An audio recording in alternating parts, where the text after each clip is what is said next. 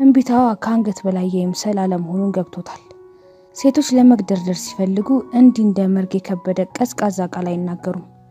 እንቢታቸውንም የሚገልጹበት ምንጊዜም ከውብ ፈገግታ ጋር ነው፣ ለስለስ ካለ አንደበት ጋር ነው። ሆኖም ተስፋ አልቆረጠም። ጨዋ መሆኔን በምን ቃል ላስረዳሽ? ፍላጎቴ ለጊዜያዊ ስሜት አለመሆኑን በምን ልግለጽልሽ? ለግማሽ ሰዓት አብሬሽ ብቀመጥ ካንቺ ጋር ደስ ብሎኝ ራቴን እንድበላ ብትፈቅጂልኝ ምን አለ?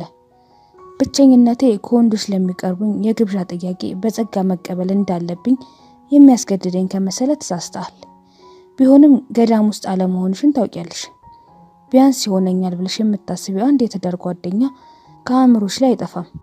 ለዚህ መጀመሪያ መታወቅ ያስፈልጋል። ትውውቅም የሚጀምረው ከዚህ ነው። አሁን ከፍላጎት ውጭ የሚሆን ነገር የለም ስትል አልነበረም? ካንተ ጋር መታወቅ እንደማልፈልግ ለምን አይገባህም?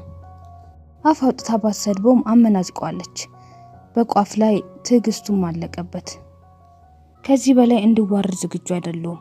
አይሆንም ካልሽ የፈለኩትን ከማድረግ ወደ ኋላ የማልል ብርቱ ወንድ መሆኔን እንድታውቂልኝ እፈልጋለሁ። ገባሽ? አሁን ገና ቀና ብላየችው። አሁን ገብቶኛል። እንደ እውነቱ ከሆነ ስትነግረኝ ብታድርም አይገባኝም። እጇን በትዕዛዝ መልክ አነሳች። እንደማይገባኝ ደንቆሮ ሴት አድርገ ተረዳኝና ካጠገቤ ጥፋልኝ። እሷን በተሯጯች ክብራብ እጁ ተንቀጠቀጠ። ስታመናጭቀው ስትሰድበው በንዴት በገነ። የደም ስሩ ተገታተረ። የአይኑ ቅላት አውሬ ያስመሰለው። እሳት ሆኖ ለመሆኑ አንቺ ማንሽ ሲል አንቧረቀባት። እሷን በጥላቻ ተሞልታ ማን መሆኔን አላውቅም፣ የማውቀው አንተ ባለጌ መሆንን ብቻ ነው አለችው ፈርጠም ብላ።